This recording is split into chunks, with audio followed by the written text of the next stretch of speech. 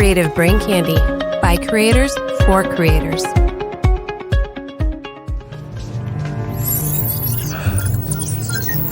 The attack wing is 7 minutes from planetfall. Any sign of Starfleet? No, but even if your message got through, they'd still be behind the Romulans. We've got to find a way to stall them somehow. And of course, hope that the Federation arrives. Yeah, and then? Say we do find a way to hold off the Romulans. We save Soji. Now she and the Golden Children are free to call up the Uber synths, and then Vapor and Ash, a galactic-level biocidal event. Well, clearly we've got to stop them too. They've left us behind, Picard. They're generations beyond us. In one sense, yes. But in another, as you said, they are children. And until now, the only teachers that they've had are a couple of hermits and the fear of extermination. But fear is an incompetent teacher.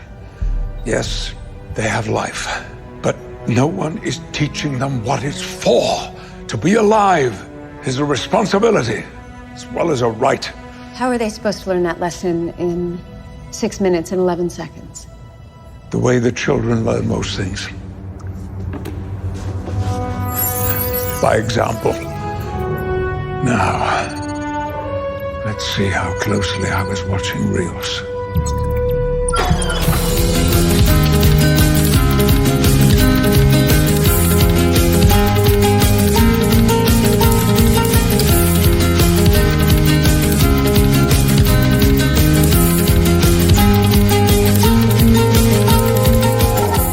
Hi, everyone, and welcome to Smoking and Drinking in Space. This is a sci-fi podcast from a couple guys who think they know sci-fi. And this week, we grab our magic imagination machine as we discuss the season finale of Star Trek Picard. It's Season 1, Episode 10, at In Arcadia Ego Part 2. But first, he's the acting captain to my retired admiral who's always got my back. It's James. How are you doing, James? I look like Riker. Maybe not quite as gray, but... No, not quite as. I'll tell you what, though. My dad looks exactly like he does right now. It is creepy. Creepy. And he's the body who's hugging my consciousness in his warm, tender embrace. It's Rob. How are you doing, Rob? I'm doing all right. A little sad that I'm not hosting today. Well, nobody else is. Oh, that was nice. That was good. That is not what Star-Lord said. Dude. Look, he's just trying to make you feel good about yourself because, he knows you've been in a funk lately. It's okay, little guy. Either that or you're sending him checks, one or the other. It's probably the latter. Yeah. Is he getting your stimulus check? He's getting a stimulus, all right. Okay, this is just, wow. You know what? I'm all right with that. I give your mom a stimulus. You give Star-Lord a stimulus. Everyone's getting a stimulus. Stimulus is for everyone. Oh, geez. Wouldn't it be stimuli? No, not at Satis. It's stimuluses. That doesn't. Oh, moving on. Let's see what's going on with CBC this week. Thursday, BGA will have Aaron and James on from Drunkenomics to talk about the economic impacts of Corona Media on the game industry. So they're going to explore some of the recent GameStop closings that have happened, what's happening with game companies in the midst of the coronavirus. Things like that. On Drunkenomics last episode, this past Thursday, they talk about supply chains from raw materials to end users and beyond. I think they put it in terms of the scotch that they're drinking. They did, yes. Yeah. James, what's happening over on Simply Stogies? Let's see. This week on Wednesday, the same day this comes out. So when you're done listening to this episode, go check out Simply Stogies because I've got Dan Thompson, president of McAuliffe Cigars on. He and I have a fantastic conversation about some of the things that they're doing to help their customers and help the industry as a whole during these weird times that we live in, thanks to COVID-19. Cool. And as always, we still have the Keanu Reeves Day petition up on smokinganddrinkinginspace.com. So head to smokinganddrinkinginspace.com up in the upper right-hand corner. There's a link that says support Keanu Reeves Day. Click on that, sign the petition, and we'll make Keanu Reeves Day a thing in 2021. I'd like that. I'd like that a lot.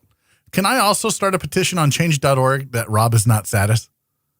It won't pass. It's not a bill. You won't get enough votes. It's not a bill at all. You won't get enough votes. It's not. That's not how change.org works. Sure it is. Rob, you got any news for us?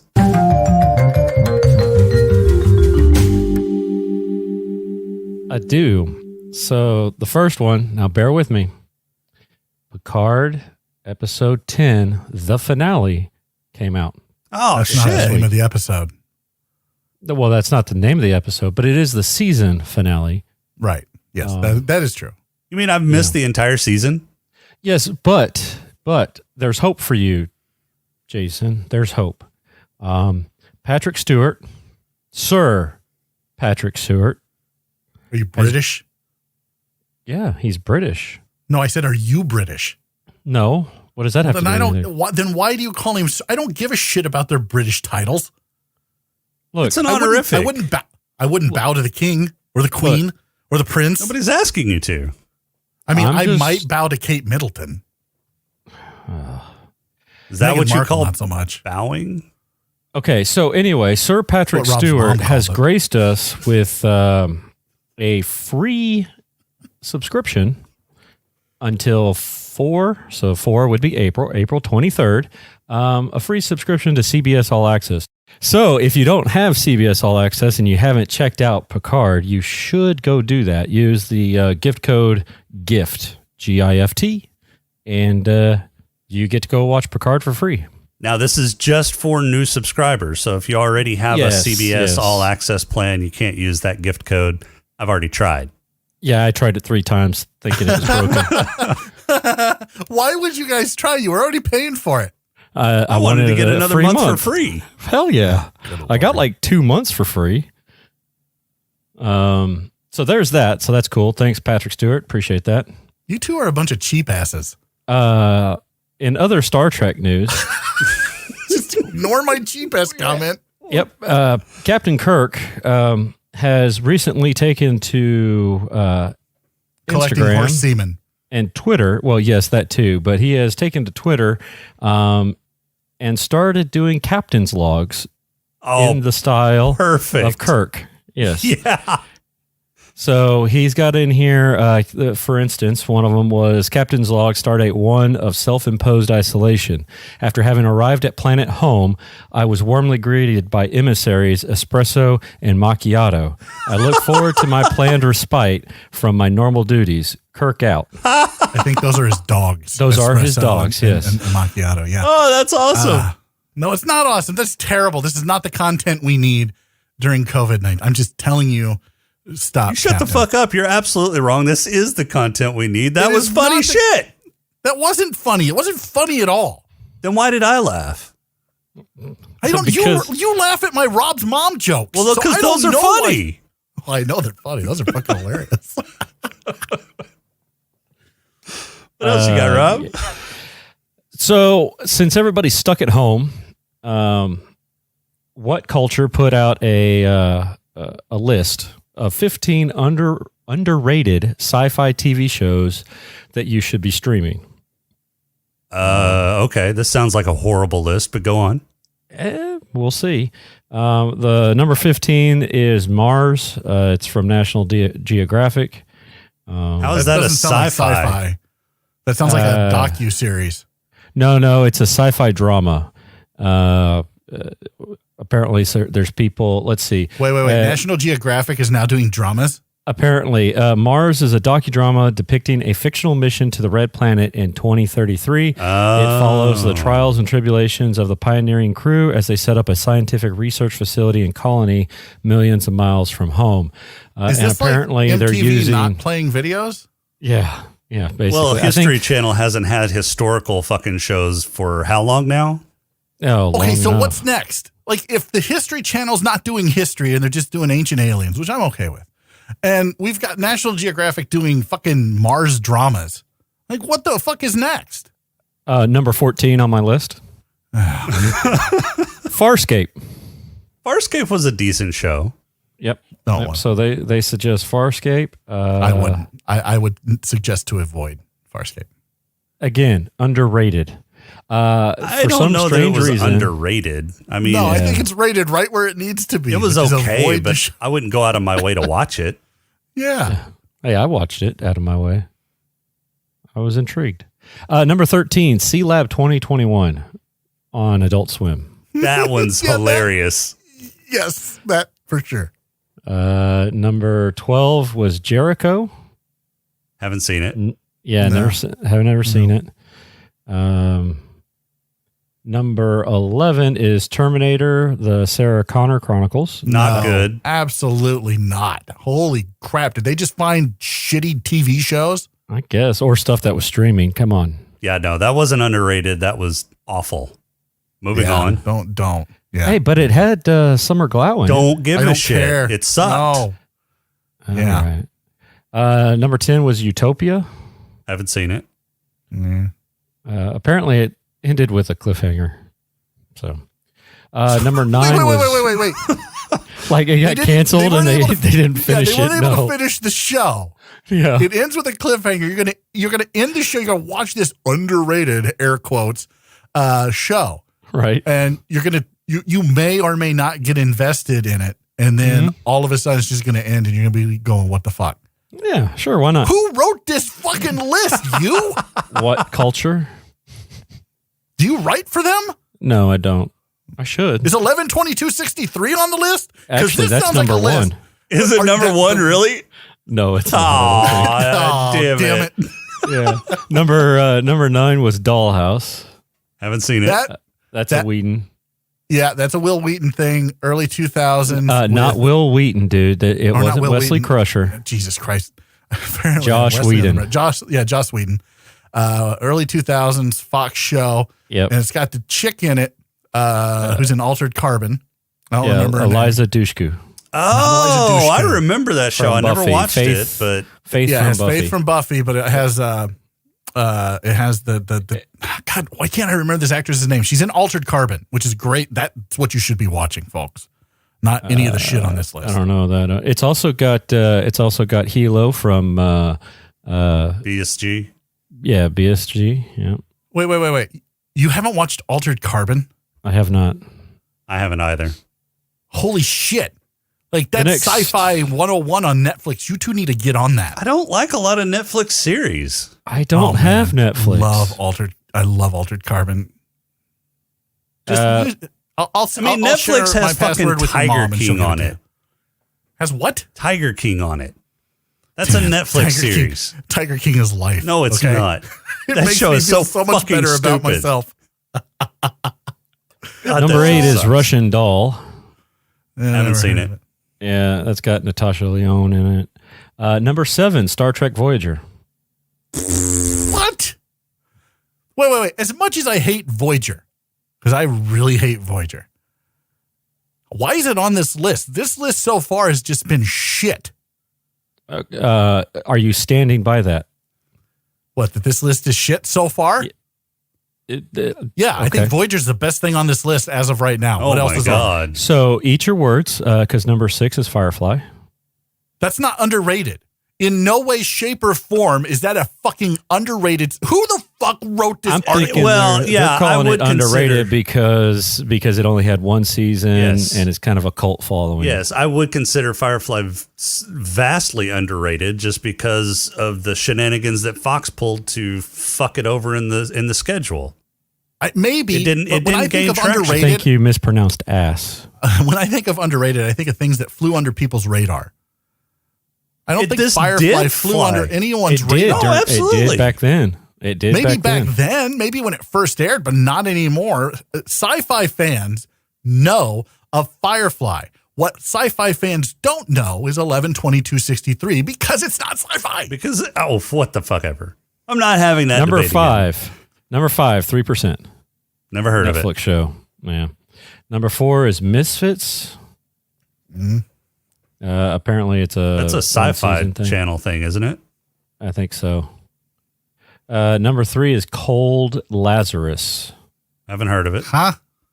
Yeah, far future, a team of cryogenic scientists are tasked with reviving the frozen brain of a writer.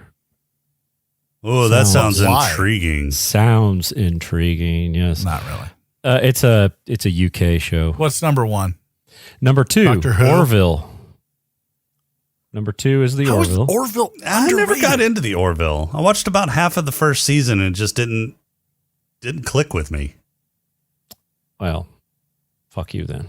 It was like it wanted to be Star Trek so bad. Maybe.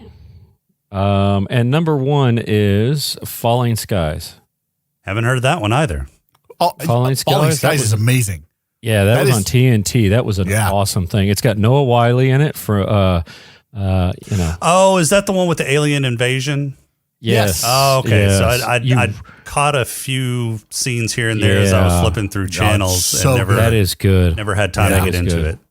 Yeah, you should put that on the list because that is an amazing show. Okay. It's done. It's on the list. All right, good. I mean, even if it isn't, it will be. I'll make sure it happens. Perfect. And 'Cause we'll that show is choose really it next good. week. I can see that one out of all of the shows that they've put out for this list. That's the only one I would go, hey, look, yeah, that's the one. That one's underrated. I think Dollhouse was kind of underrated too. Dollhouse was just full of hotties. And Well, that's not. no, it it wasn't started good. No, it started getting pretty decent in the second season. You know what should be on Fringe? I think Fringe was underrated. Fringe was good. Yeah. Fringe should be on this list. Fringe was Yeah, but not Fringe good. went for like 4 or 5 seasons. Yeah, I loved Fringe. Oh, okay. Yeah. It was That's campy. all I Like got. Fringe. It was campy. It was not. It was not any more campy than Battlestar Galactica. Wasn't any more campy than Voyager. Wasn't any more campy than Firefly. Absolutely. I can't have this conversation right now. Let's do a pod crawl. Pod crawl it. Let's do a pod crawl. We can call it, I don't know, say a pod crawl? The pod crawl! Pod crawl! Pod crawl! Pod crawl! Excellent! Insert it deep! Pod crawl! Kind of like a space suppository full of information. This is it, the final show of the season, and it opens with Narek sneaking onto the crashed Borg cube by walking into the front door in broad daylight. Inside, Elna and Seven are having a tender moment while the XBs work on repairing the ship. Narek sneaks further inside, and by sneak I mean briskly walking, to find the molecular disintegration grenade storage. While loading up enough explosives to take down a small starship, Space Cersei sneaks up behind him, greatly disappointing everyone who thought she had died at the hands of the X-Borg smothering her a few episodes ago. Narek and Narissa devise a plan where he will head out to kill all the space orchids that are being built to stop the Romulan fleet, and she will stay on the Borg cube, because reasons. Back on the La Sirena, Raffi and Rios are trying to figure out how to repair a ship that's caught in a catch-22. The reactor is fused, and the maintenance doohickey can fix it, but it's offline because the reactor is fused. Raffi suggests using the magic imagination machine that Saga gave them last episode, and Rios reveals he's got the imagination of a gnat. However, after thinking happy thoughts, they both can fly, and the magic imagination machine magically fixes the rector through the power of imagination. For fuck's sake. Anyway, Narek is outside throwing rocks at the ship, which pisses Rios off, so he invites him inside for a talk. Elna sneaks on board and threatens to cut off his head, which at this point is probably the best thing, but Narek has another story to tell about Romulan Armageddon that doesn't really have much to do with the plot, so they let him live. He's also being used as the reason to get back into the synth colony, where they have a plan to destroy the beacon by hiding a grenade in a soccer ball, once again proving that soccer is a dangerous, boring sport and should be banned worldwide, so suck it you soccer hooligans. We get another glimpse of Commodore General O III Esquire in her linebacker shoulder pads and the massive Romulan fleet heading towards the planet. Jurati does what Jurati is good at and flip-flops sides again as she pulls the good eye from Saga's corpse to break Picard out of quarantine, I mean imprisonment. As Picard and Jurati are making their way out of the colony, somehow, and onto the La Sirena, Soong has hooked up a projector to the back of Saga's head and is playing her last moments when he sees Sutra kill her, not Narek. Shortly after, he finds Rios, Narek and Raffi working on the plan to destroy the tower. Picard and Jurati launch into orbit to take on the Romulan fleet alone, because why not? The plan to destroy the beacon fails. Another dash activates it, which opens up a portal for Space Cthulhu. Space orchids and the magic imagination machine, along with the inordinate amount of time it takes for Romulan weapons to charge up, delay the Romulans long enough for the Feds to arrive, led by a freshly groomed Captain Riker. Picard opens up a channel to everyone and gets a migraine trying to convince other Dash to not let Space Cthulhu fuck up Season 2. Other Dash smashes the beacon, presumably because the plans didn't come with an off switch, and Picard dies. The end. Or is it? No, it's not, because there is a season 2 already green-lighted. Picard's consciousness is held in a complex quantum simulation along with Data's reconstructed consciousness. The two old friends have a very tender moment, and Picard gets to say goodbye to the old friend who sacrificed himself that he's missed for 2 decades. Jurati, Soong and Other Dash complete the transfer of Picard into his new body, and Picard keeps his promise to Data, letting him find peace. Back on the La Sirena, Jurati and Rios kiss, Raffi and Seven hold hands, and roll. Picard engages on the next chapter of his life. Credits. All right, season 1 is in the bag. Are you leaking still? No, I wasn't leaking. You were leaking. You were leaking. Carly was leaking. Yeah, I got choked up. So I need to before we get into this, I need to preface something. I really, really like this episode. I really, really liked it. And now that I have prefaced what I'm about to say with that, I am going to shit all over this episode. Yes, I really liked the episode too. I thought it was a fitting... I thought it did a couple of great things. I thought it was a fitting finale for the season. It wrapped up pretty much everything in a nice, neat little bow. It tied off a lot of those loose ends, and it gave Picard and Data closure. I think that was one of the more powerful moments of this entire season, and probably one of the more powerful moments in the Star Trek franchise altogether. Can I ask you a question, though? Mm-hmm. Before season 1 Picard started, did you think Picard and Data needed closure? No. Like, when you thought fondly back to TNG and all of the movies and when Data sacrificed himself, did you go, damn, I really wish Picard and Data had some closure? I think that, yeah, I do, because of the way that Nemesis ended. I mean, it was such a shock to Picard. And did Picard need closure with every other officer he'd ever sent to their death? That's because they were all red shirts. Or gold shirts, yeah. Or gold shirts. I guess gold shirts in TNG, right? Yeah. That's all I'm saying. Is as an officer, in fact, he had said many times during TNG that every officer on his bridge was prepared to sacrifice their life for not only, their friends there on the Enterprise, but for duty's sake. Yeah, and I think Picard understands duty, and I think he understands, Data's sacrifice, but that doesn't make it any easier. And closure certainly does make it a lot easier whenever you have that moment to say goodbye to somebody who you've missed for the last 20 years. Yeah, I think he needed it. I guess. The only reason I think that anything you just said is remotely correct is because of how time moved, how they wrote this season. It all had to do with how they wrote Picard. That's the only reason he needed that closure. And the reason he needed that closure wasn't so much that he needed closure with Data. I think he needed closure on his career with Starfleet. And that was just encapsulated with his relationship with Data. But we haven't seen Picard in any fashion since Nemesis. I mean, that was the last time we saw the character Picard. There have been a few books and comics, but those aren't canon. I think Last Best Hope is canon. Well, yeah, but that came out. That's a direct tie-in to the show, to the season. But that's what I'm saying. So everything that happened in Last Best Hope that led up to this and Picard resigning from Starfleet, he needed closure with Starfleet.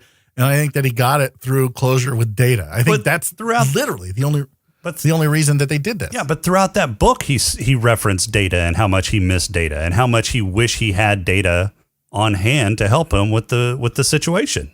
But I think that was written because they knew which way they were going with the TV show. Well, I agree with that, but it doesn't mean that Picard didn't need closure. It doesn't mean that it wouldn't have been the same if they had written Picard another movie after Nemesis.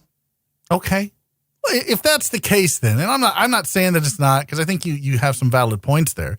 I just think it's a little, I don't even know what.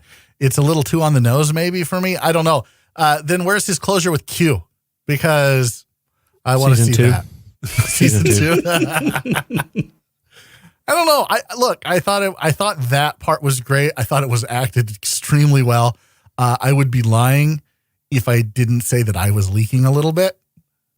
Like there are tears that, or a tear escaped its prison inside my eyeballs. Because it was powerful. I mean, you've got two great actors. Brent Spiner is a fantastic actor. I don't care what anybody says. Sir Patrick Stewart is legendary. And these two play off each other so well because they're such good friends in real life. And so that was a powerful scene. It was powerful. I didn't really care for the message of, let's go ahead and kill me. Pull the plug.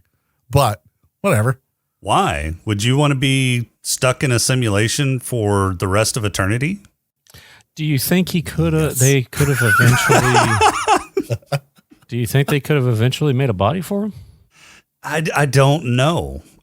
Just because of the nature of them not being able to directly transfer his consciousness, it was basically a copy and probably an incomplete copy that they had to reconstruct out of B4. Yeah. Yep, I would agree with that. I don't know that they would have been able to transfer him to an actual body. Otherwise, I think they would have already done it.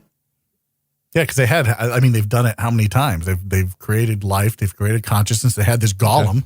Why didn't they just move him into the golem? Maybe that was the plan. It wasn't. No, that golem was for Soong. Yeah. You think so? Yeah. Yep. So do you think the Soong will make a new golem? Yes. I think so, yeah. So Soong is not lore. No, he is not. No, you were totally off in right field for that. I wasn't the only one. I admit it, but I was right when I said they were going to throw Picard in there. Yep. Yeah. And it was because of needing to save his life. Yeah. Now think about this. I was right think about this. We were all right. We were all right. So let's think about this for just a second. Let's end the Picard, show.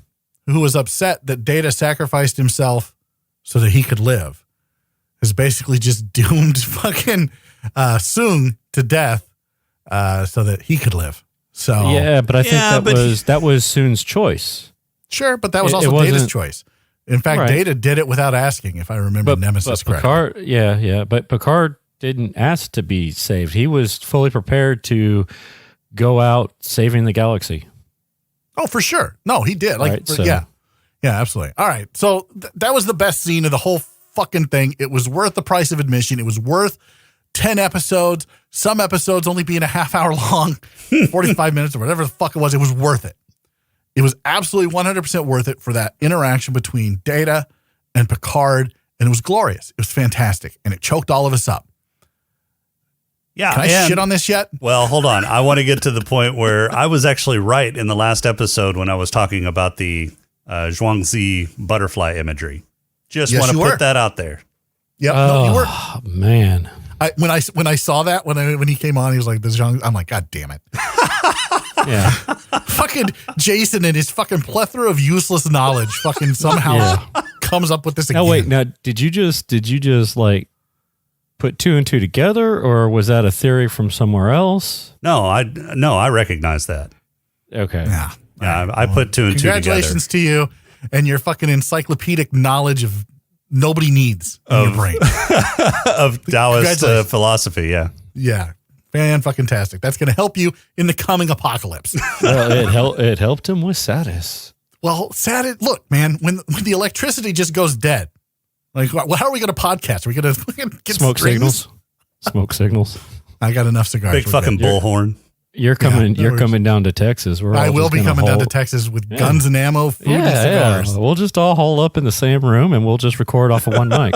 On one mic. I hear that's how we do it now. Yeah. All right. Yeah. We'll have pirate radio going. Shout out to BGA. Drunkonomics. All right. Look, let me shit on this episode. How the fuck please you lightly though. Trust Narek? Yeah, you don't. Right away.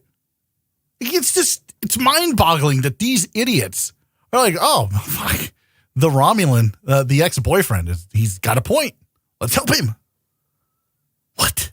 Well, Eleanor was the only one going, why are we doing this? Yeah. Yeah, but I think they were more along the lines of his agenda matches our agenda right now. We'll trust him that far. So, You know, at the beginning of the series, I actually liked Narek's character, but as the series went on and on, I grew to like that character less and less until I can't stand that character. I wish he had been killed several did it episodes match up ago. with how many times Space Cersei got her claws on him? It wouldn't have mattered if he would have So every died time- several episodes ago. Because Space Cersei fucking died several episodes ago and she was back. Yeah, I know. She teleported. She apparently into the ship somewhere else. beamed somewhere else on the ship or what. Yeah, whatever the fucking. But no, Narek, not only is he a Zotvash washout, which, how does that work? How do you wash out of the Zotvash and stay breathing? Still live. Yeah, it still lives. The Zotvash seems like... our way. Well, it's because Rizzo. Space Cersei? Space Cersei. Yeah, it's because, the brother. Zotvash seems like an organization where you wash out and you're fucking dead because they don't want you, revealing Or their assimilated. secrets. Or assimilated. by the Borg. right. Yeah. So Like, it's either you're in and you understand it, right? Like you go through the admonition and you're in, He was a or legacy. you go through the admonition and you blow your brains out. Yeah, he was a legacy. right. How the fuck do you wash out of that? I don't know. He was exempt from Rush Week. Oh my God. How just absolutely ignorant, fucking stupid, lazy writing. Well, not only that, but where did he go after they, were in the scene trying to take down the beacon? We never saw him again. The rest of the fucking episode, he just disappeared. Yeah, he's gone. Like, were they just like, it's fine? Did they beam him up? I don't know. Did the general / Commodore? Because in one episode, No, they couldn't have she's still because the they fucking had Commodore. Yeah. And then this episode, she's a goddamn general. Well, she's Commodore General, whatever she's going by that. During That was this such episode. a great line by Riker. Like, I'm sure that somebody caught it, like from in the writers, and went, "Oh shit, I'll just have Riker do this, and we'll poke fun at ourselves." But no, they couldn't have beamed him up because they had a transporter block in place. She had to drop the transporter block after everybody left to get Jurati and Picard down to the planet. Mm-hmm. Oh my God. So where did he go? Who knows? Then on what fucking planet does Admiral Jean-Luc Picard, the guy who had all of the secrets of Starfleet at one point, right? Because he was that important. So he was not all the assimilated by the secrets. Borg. Not Well, all he the did. secrets, but some of the secrets. He was assimilated by the Borg because he had so much knowledge of Starfleet and became Locutus aboard. On what fucking planet does that guy go? How many ships are there? 218, sir. Oh, you know what? Let me take this neurotic doctor who's scared of her own shadow up in this fucking ship and we'll figure out a way to stop it. All right. I have a plan. Well, they did have the magic just don't do imagination that. device. Oh, let's talk about that Yes. for a motherfucking second, shall we? God, the fucking Deus Ex Imaginationa. Jesus Christ. I still don't couldn't roll understand my what eyes it hard was. enough. It was what some quantum refinagle. Yeah. You know what they should have called them smart nanites. No, they shouldn't all have they- had the fucking thing in the show to begin with. They should have. I agree. I thought it was Yeah, dumb. but then they would have had an issue with the fact that the beacon was being literally built in hours. No, because To do they that with from the nanites, ground how many up. times in TNG did they just use nanites? but they have 3D printers. I mean, industrial strength 3D printers in this time. That's how they built that most of their looked- shit. That looked like it was producing out of thin air, which I guess it could have been replicated. Yeah.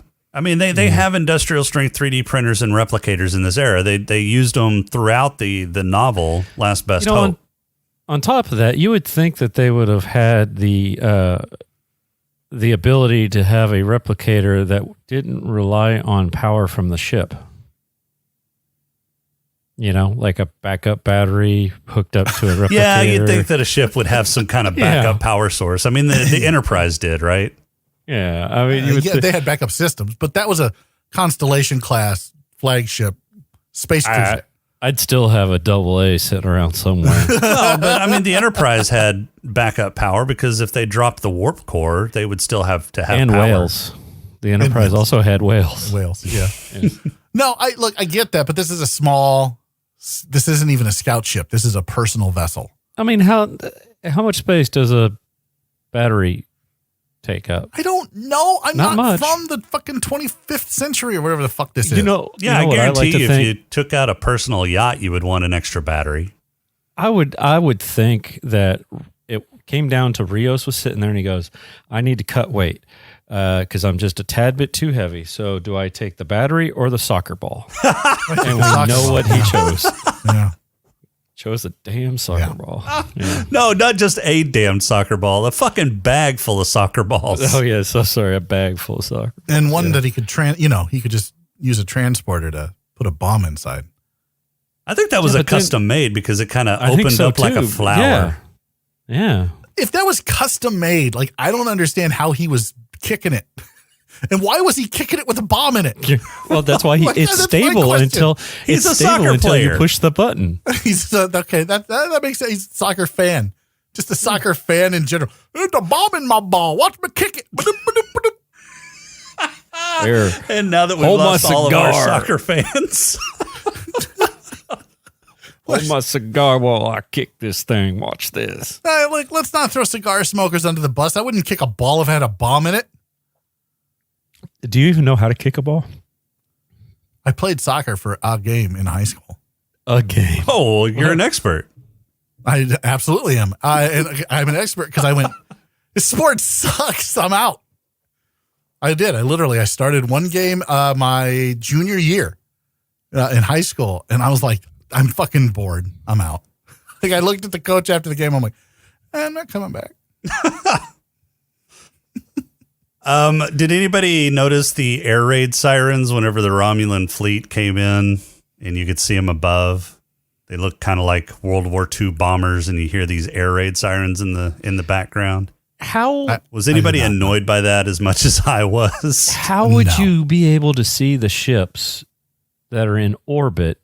Not even really in orbit. They were away from the planet. Yeah, they were far enough away from the planet. to That where, looked like they should have been like in high orbit or something like that, like already busted through the atmosphere Yeah. and just kind of hanging out. Yeah, that was. Can I ask, since we're on Romulan ships, can I ask how many sterilization patterns you need? I know. They at went to the least fifth 5. one. Like the first 4 weren't good enough. That was the wrong fucking pattern. Those first 4 just wouldn't work. They weren't The going to do it. that fifth one. 1 through 4 works on different shaped planets. Oblong. Maybe, But the maybe, fifth one is perfect for this spherical fucking planet. maybe 1 through 4 require more than one colony, and then they're like, we're never going to take over a planet that only has one colony, so let's throw that as number 5. We'll never use it, guys. You think they have a 6? Probably How when many it's a do little they settlement. Yeah. Like, that's what I'm saying. How far does this sterilization pattern go? 20? 25? I need to know. Maybe it was a sterilization pattern for the exact number of ships they had. So they had 218 ships. So they were going to And have to use 5 sterilization ships. pattern number 5 was the only one that fit that number of ships. They literally, if I remember correctly, they literally needed 2-3 ships from TNG era. Like, they only needed 3 ships to, like, basically destroy everything on the planet. Because they could do it with several photon torpedoes at full yield. Like, it would just wipe out everything on the planet. If I'm Like air thinking about it detonator or right. something like that. Yeah. Yeah. Like, it would take off the atmosphere. So I don't understand why they needed fucking, I don't know, whatever. You know, the other thing I have a problem with is how the fuck did Riker, like, thank you, Riker, for showing up. Thank you for your, I'd like nothing more than to kick your Tal Shiar ass. I got goosebumps. I was giddy anytime Riker comes on the screen. I'm like a little schoolgirl. I just get giddy and my nips pop out and I'm all befuzzled down there where my vajayjay would be if I had one. And I still don't know how he got there in time because it took the Romulans 2 days to get from where they were to this So planet. I'm thinking took- they were closer. How? Yeah, I think this planet Riker is. was on a fucking So- planet, not even close to the starbase. So Picard, this is my guess, is Picard, called the boss lady, and said, hey, I need the ships. And they said, okay, meet us here. And they were going to give him a bunch of ships. And those were the ships. right. 2 days away. 2 days. Well, okay. They may not be 2 Maybe, days from maybe Federation space, though. They may have been 2 days from Romulan space where they were at the Right. artifact. Yeah, I highly doubt that the Romulan. It was in Romulan space. No. This it's planet not. wasn't in Romulan space. Where was This it? is unoccupied space or unclaimed territory. Because Unclaimed territory. it was according unclaimed. No. It was an unclaimed. Like they had no affiliation because they did that whole thing where they said, "Well, we're here first, so this is our planet." And he goes, "No, Picard claimed this place diplomatically first." You know, they had that whole treaty back and forth thing, and then she goes, "Shit," and she ran away. Commander. Yeah, so I think Commander this General? planet was probably close to Commodore General. Commodore General Commodore. Yeah, this planet was probably closer to Federation space than it was Romulan space, is what I'm guessing. Because not only, Yeah.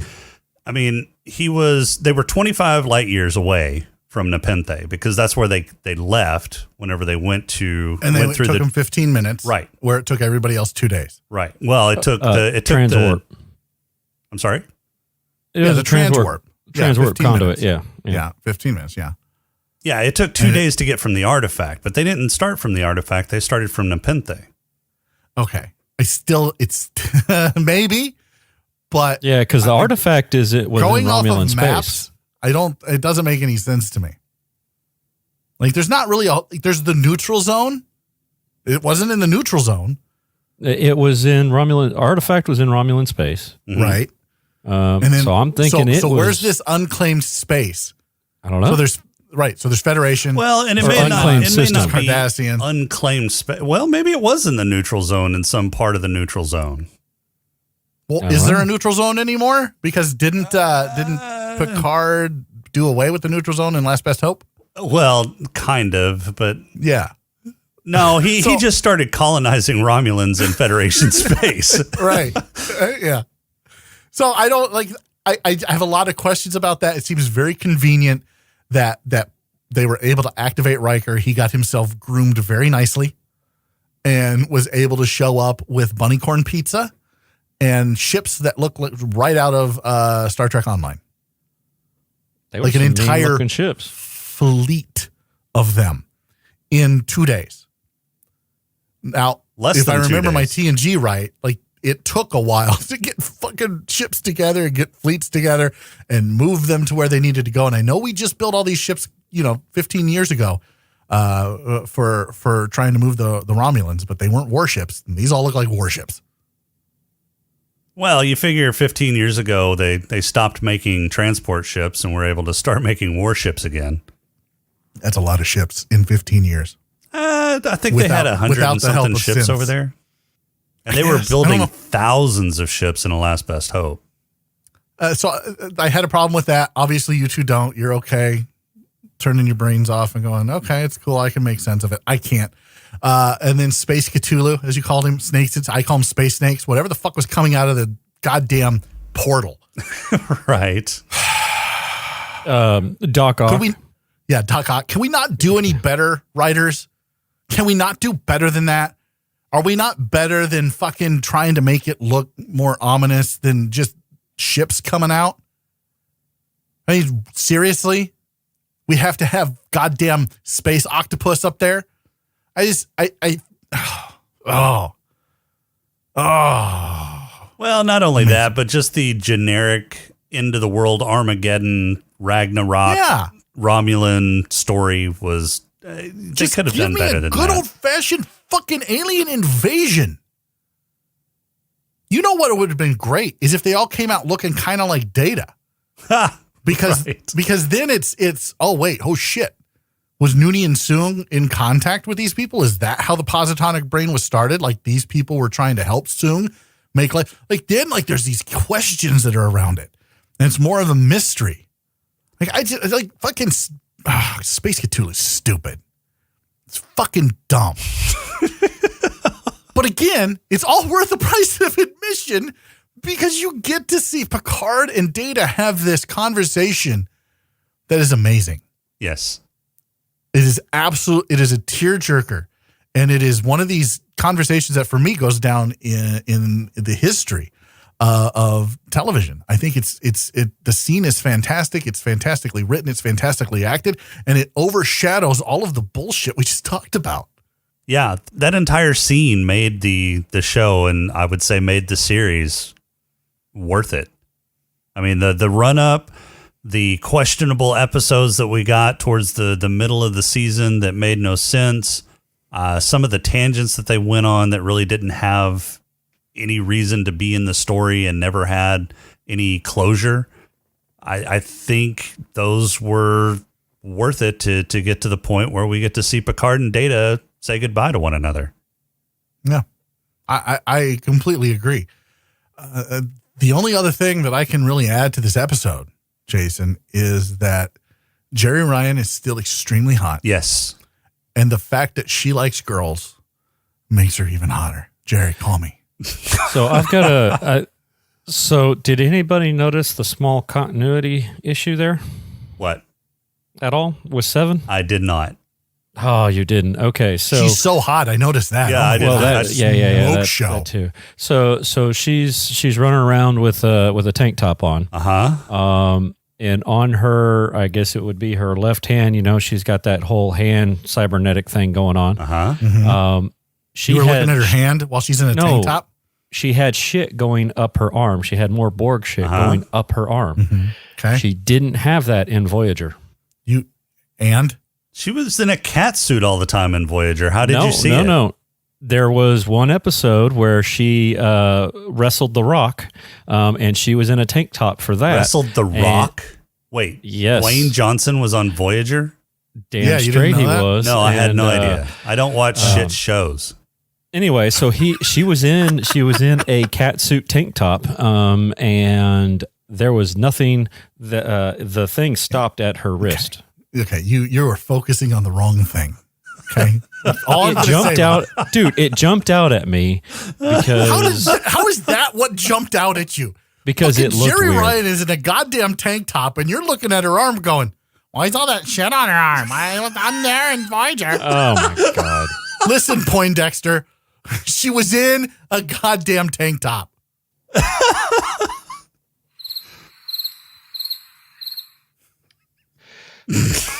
So, do you think so here's another question for you then. All right, let's move on. All right, because I hate Tank you. top. I hate you. I know. So he makes the comment that, the synths have, Picard makes the comment that the synth ban has been lifted. And now we can go wherever we want. Nobody knows he's a synth though. Not No, yet. they do. He's not hiding that fact. Except that group. Yeah, I don't think he hid that. I mean, Yeah, I don't think he's going to hide the fact that he's got a new synthetic body. I mean, it's all organic. Okay. They said that. So it's exactly like a normal human body. It was just made instead of born. Yeah. Like it's programmed to die when he gets COVID-19. perfect. But they still didn't answer. Is it a real brain or is it it's a real brain. Yeah, it's all organic. Okay. It just transferred the memories to the golem. It's not a synthetic. It's not an AI. It's not data. He doesn't have a positronic brain. He is okay. It's all, for lack of a better term, it's a cloned body. I would say that it's probably the same organic body that Soji and Daj had. Yeah. Okay. So you think she's got an organic brain too? Yes. And I've said that in the last couple episodes. I think that they are all organic. I think they're probably the epitome of Maddox and Sung's research. The gold ones are not organic though. I don't think so. I think they're probably a mixture or a hybrid. Because that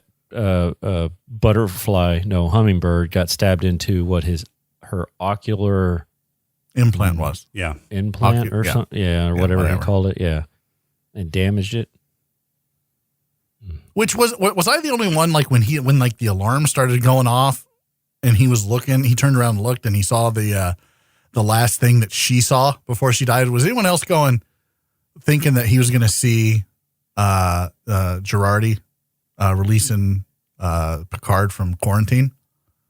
No, because he was looking at the memories of not Sutra. Well, Saga. I didn't know. I know, but so she took the eye, and so I just figured the eye was hooked up. Oh, I see what you're. Yeah, that would have been kind of cool. Oh, I got you. Yeah. So I was like, holy shit, he's gonna find out. Yeah, but you're thinking would have seen the eye getting ripped out. No. Right. Seeing what the eye saw at that moment. No, seeing what the eye saw. Yeah. How though? It wasn't hooked up. Yeah, Bluetooth, wireless, Wi-Fi. Wi-Fi, man. I forgot about Wi-Fi and Fucking smart Star Trek. home. My bad. Yeah. Bad. Sorry. Internet of Things. Come on, man. What was I thinking? I don't know. You're IT, so. So I can't figure out where the Goulion system is. Sorry. Goulion system? Or VOT system.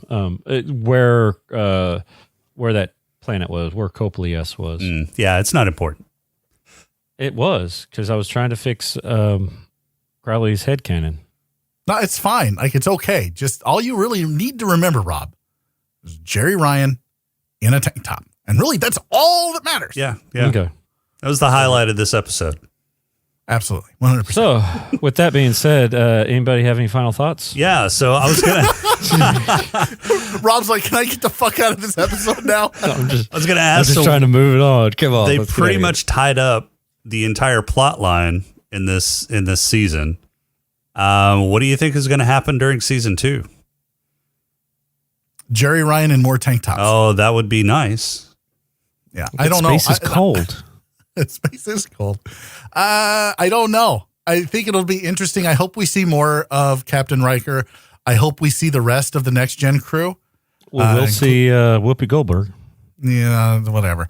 Has that been confirmed? I know that he extended an invitation. He was on The View. Yeah. Yep. Oh, yeah. She accepted. I mean, so okay. Yeah. We're all assuming. Yeah, she accepted there. I'd like to see Captain Worf on the bridge of the Enterprise. Right. I'd like to see Picard on the bridge of the Enterprise. I don't want to. I would like to see Picard on there as a guest. Yeah, I don't want to see him like trying to take charge or anything like that. I just want to see him come on and have that in passing. Yeah, have that. Oh, this is home moment. Yeah. Do you think it's still the Enterprise E? Do you think Worf is still the captain? Yeah. Do you think it's the E, or have they moved on to the F? It's probably not the flagship. We're talking 20 years. I don't think it's the flagship anymore. They, they change Enterprises like they change their underwear. Yeah, I bet it's the Enterprise F at this point. F or G or. What if he's there to christen it? It all depends on how many. Oh yeah, it all depends on how many times Worf blows up his ship. You're not a captain of Enterprise until you blow up your ship, right? Until you blow it up. That's right. Yeah. I'd like to see that. I'd like to see that interaction. I'd like to see LaForge and know what he's doing. I think you will. I think we will see LaForge. I want to see Beverly Crusher and know what she's doing. I'll tell you what I don't want to see. This is the only thing I don't want to see. Q? Will Wheaton.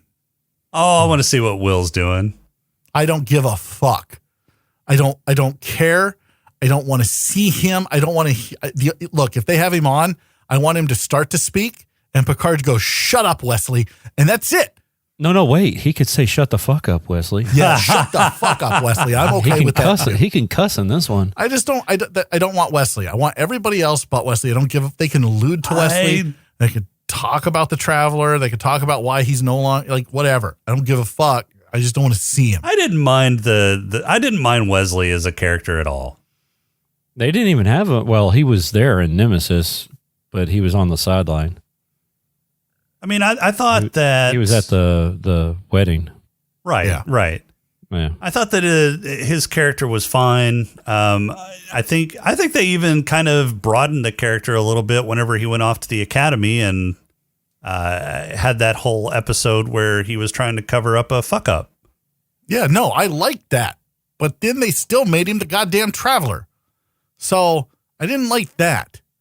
I didn't like that he kind of went, yeah, Starfleet's not for me. I'm just going to go off with the Traveler guy and explore space. Cool. See ya. Bye. Don't come back. But yet he did. Yeah, he came back for the wedding in a Starfleet uniform, which means he came back to Starfleet. I don't care. He was a fucking useless, annoying character in TNG up until the point where he was trying to cover up a death. And he was useless after that. So he had literally one episode where you were like, wow, it's got some growth as a character. Oh, wait, no, he doesn't. No, he wasn't a useless character. He was fine whenever he was a young character and an acting ensign, I thought. He was a plot device to remind all of the viewers that Picard hated children. Well, yeah, he did that, but I thought he was also a great character to help children relate to the show. The only saving grace Wesley Crusher ever had is he dated very briefly Ashley Judd. Yes. Oh my God, that episode. Give me just a second. I'm going to look up Ashley Judd in a Starfleet uniform. Ashley Judd. All right. Do you not believe me? Wait. Do you not believe me, Rob? No, I'm looking it up. You said you were going to look it up. I'm looking it up. Oh, damn. Yeah. Yeah. That was one of her first acting gigs. Oh my God, she's so hot. Yeah. Man, this is what I need. I need her character to come back and get into a love triangle with Jerry Ryan and Rafi. Well, that's going to have to be your next fanfic. Final Ashley, thoughts? Jerry, call me. That's my final thoughts right there. Don't forget to have Michelle Hurd call you. Whatever. You said you wanted a love triangle between Rafi, Seven, and what's her face? Oh, dude, you don't have to tell me about Ashley Judd, okay?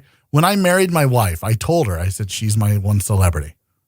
Oh, is that, but now is you're that your hall like pass? Christina Hendricks. That's my hall pass. Christina Hendricks and Jerry Ryan. We went so, quick, down a rabbit hole. We went to Disney World several years ago for Christmas, and we were trying to plan which the candlelight processional we were going to go to.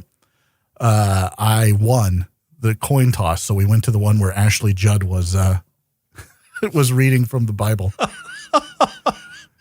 I'll never forget it because it's the day Nelson Mandela died, and she announced it from the thing, and all I could think about was, please take your top off. While she's reading the Bible. Nice. Yeah. I'm going to hell. Nothing more erotic FYI. than Bible reading topless. Well, with Ashley Judd, absolutely. All right, James, I got a question for you. This episode of Star Trek Picard, episode 10, In Arcadia Ego, part 2, is this more sci-fi than 11/22/63?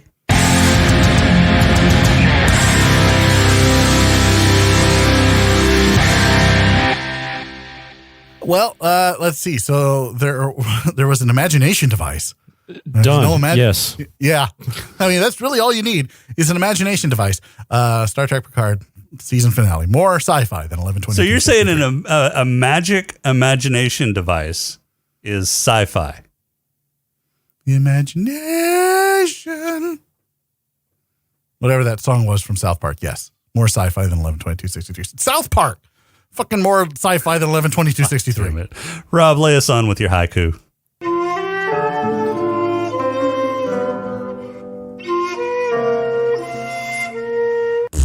This haiku is titled Data. Your life had meaning. There's blue skies smiling at you. Goodbye, Commander. Very nice. Dude, are you trying to make me cry? Yeah, a little bit. Did a tear come out? Nope. I'm looking at Ashley Judd that you put in Discord. Oh my God. You're welcome. Just really overriding everything. Fun little fact. Let's hear it. Fun fact. The person singing the blue skies at the end? Isla Brion. No, it was Other Dodge. Okay, whatever. It was other Dodge. It was other Dodge. She came back. She did What happened to her? Fabulous job on that. Oh, yeah. Well, she was in the Traveling Hamilton. Yeah. Oh, wow, really? Yeah, she was in. That was her first gig. Was Traveling Hamilton, and then this. I see you watched the same thing I did, Rob. I did. The behind the scenes? Yeah. Yes. Yeah, because I started looking up some, actually, it was because I was looking up Blue Skies lyrics and things like that, and that popped up. I was like, oh, interesting. Well, Facebook listens to all of my conversations, so I just did it Perfect. random. So it shows up on your feed. I'm waiting for the topless Ashley Judd to show up on my Facebook feed now. Next week. I hope. Who's got awards? It could show up in Discord, but that's not that kind of Discord. Awards.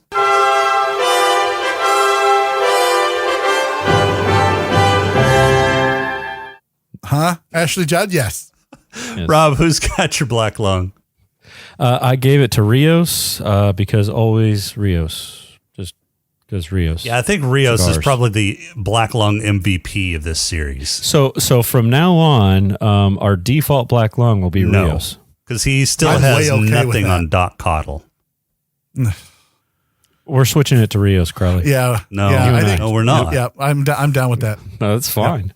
Yeah. You can do whatever you want, Alan. Yeah. or Hey, whatever Jason. you need to do, Jason. Whatever your name is. Rios is Yeah. ours in perpetuity. Yeah. All right, so you don't think Doc Coddle smoked more than Rios? It's not that I don't think. It's just that I don't give a shit. I think Rios looks cooler smoking than Rios Doc is Coddle smoking a big fat stogie all the goddamn time. Say Doc while Coddle. kicking a soccer ball. Who? Doc Coddle. Huh? Did what? Say the name. Say witness. Say witness, Jesus Crowley. Christ. All of you can eat a big bag of dicks. Rios has my black lung award as well. Yeah, he's got mine. See, he might as well be the default. He didn't smoke every episode. We didn't give it He's to him cooler every than episode. Doc fucking Coddle. How do you know? You've never even seen BSG. I don't need to see BSG to know that fucking Rios is cooler I than Doc don't know fucking about that. Coddle. Well, let's figure this out. Okay, so they both smoke, right? Yeah. So they're even. Rios has a soccer ball, so one up on Rios. He's cooler. No, What? that would No, actually go- that's that's a point. no. No, that's a point for Coddle. Yeah. No, but he can play the soccer with the soccer ball while he Okay, smokes. now that's 2 for Doc Coddle. You're swinging me the other way. God damn it. So Doc Coddle. Doc he, Coddle. he hooked up with Girardi. Yeah, no, that's still Doc Coddle. Damn. Yeah. If so you would see, have hooked up with Ashley Judd or fucking Jerry Ryan, I'd be like, yes, then fucking Rios. Maybe he hooked up with pre-Dodge. besides, Doc Coddle is just James on Battlestar Galactica who smokes cigarettes, so it fits. Doc Coddle is Okay. still the honorary. Moving on. Yeah, fine. James, who's got your head lush?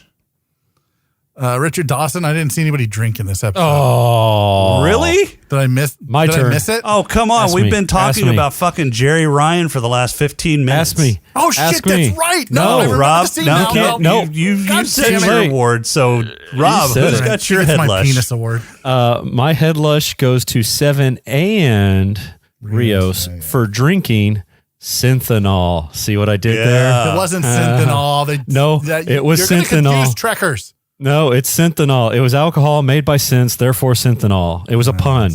Yeah, you're a Dad That's not joke. a It pun. was That's a dad joke. portmanteau, you dork. No, that's a dad joke. God. You're a dad joke. Shut No, up. I You know, didn't. Your mom tells me. Shut up. You didn't even have a head lush, so go away. So my head lush Didn't is even just pay going to go to attention. 7 because she's the one who tracked down the fucking synth alcohol did. that looked like, I don't know what that looked. It looked like Dude, it dish was- soap, like lime green was- dish soap. it was I very thought it was thick. like a lava lamp. It sticks to your ribs as it goes down. Ooh. She was like, she even told him, she's like, here, don't drink this. Yeah. It's terrible. I don't And recommend he's like, it. fuck it. You're gonna Yeah. have to chew it a little bit. Ugh. All right, Rob, who's got your player? I'm giving it to Seven and Rafi for finding love. Okay, James? Gonna have to. Yeah, I'm going to give it to 7, Rafi and Ashley Judd for the love triangle that is now canon in my head. Jeez. All right, mine's going to go to Rafi for seducing 7. 'Cause I'm pretty sure she is the one who initiated that whole thing. Yeah, Rafi did it. It wasn't the chick who went and tracked down the most awful alcohol on the planet. It was fucking Rafi. Oh, you don't think Rafi would have tracked down some fucking alcohol if she needed to? Rafi Dude, would have she used tried the to- goddamn. She would have used the goddamn replicator. She wouldn't She have fucking couldn't. tracked down. She couldn't. Synthanol. She blocked herself out. Yeah. She locked herself out of the replicator on She the locked La Serena. herself out of the Yeah. She couldn't Well, then do that's the only reason she's hooking up with Jerry Ryan is for that. so she can she's- suck the alcohol out of her mouth. Yeah, that's it. Wait, what? Oh, wait. Now you've got my access headcanon's codes? changing. it. Perfect. All right, James, who's got your purple hippo? Picard gets my Purple Hippo award. It was a toss-up between Picard and Data because I think both would be a mind fuck, You're gonna have right? to Like wait when a you minute. find out you're dead Mm-hmm. and you're talking to your dead friend Mm-hmm. in a fucking simulation. Yeah, I just think Picard's gonna. He was the one who was having a harder time with it than Data. Data had been waiting for that moment. Like, please, someone, God, pull the plug. I'm in my own head. Right, Rob. My purple hippo goes to Picard's final moments with Data, just because I think when he first got there, it was kind of a, oh, am I dead moment. He was dead. Data said, yes, you're dead. Right, but I think it was a little trippy for him at first, and then he got over it and went to the light at the end of the tunnel. Yeah, so mine's also going to go to Picard. It's a 3 for 3. Just the fact that, he died, got stuck into a quantum simulation, complex quantum simulation. I got to say goodbye to Data and have a final conversation with him. Data asked him for a favor, which was to pull the plug on his consciousness. Then he gets a brand new body that isn't going to die, immediately. I thought it was funny. He asked for, you could have given me an extra 10 to 20 years, but, and then pulls the plug on Data. Yeah. So that was a fucking mind trip for pretty much the last 10 minutes of the episode. So yeah, mine's going to Picard. Can I give one more award before we get out of here? It depends on what that award is. I want to give an award to Rob. Okay. Because this entire series, well, not the entire series, but the last several episodes, he just taking a beating from me, talking about me plowing his mom. And he deserves some kind of an award because, I'm plowing his mom. So next week, it's just going to be Jason and I on the next episode of Satis. Crowley's giving me a reprieve. I will give you a reprieve from the mom jokes. Now that Picard is over, she's going to need a shoulder to cry on, Rob. I may have broken her heart. Okay, whatever. And her bed. Whatever. All right, so next week is going to be a special anniversary episode. Episode 104, we are going to dedicate to conspiracy theories. Yes, that's right. It's going to be basically all about James next episode. He's the conspiracy nut. He's the one who's going to try and convince Rob and I that his conspiracy theory of his choosing is actually real. And it's so good. So look forward to that. That'll be next week. Wait, I'm just imagining myself. No, you don't get to host. God damn it! Why don't I get to host? You let this doorknob host. Well, that wasn't on an actual episode. That was a bonus episode. That was a bonus episode. It didn't actually count. All right, I'm all right with that then. I'm imagining myself holding the back of my skull next week. No, like just make tinfoil, man. Just like make Picard. hats. Just make hats the whole episode. I'm gonna have so many hats. So many hats. So many tinfoil hats. That's all we got for this week. Our intro and outro music is Welcome Home by Cambo. Podcrawl music is Snack Mix by Machette. If you like the show, please rate and review us on iTunes. You can leave us feedback on our Discord channel at smokinganddrinkinginspace.com/Discord. On Twitter at @status_podcast, or you can email us at smokinganddrinkinginspace@outlook.com. If you'd like to throw a few nickels our way, you can become a Patreon supporter by going to smokinganddrinkinginspace.com/Patreon. For this week, I'm Jason. I am hoping it's not lizard people. Oh, it's so much better than lizard people. And by the way, Ashley, Jerry, call me. We'll talk to you next week.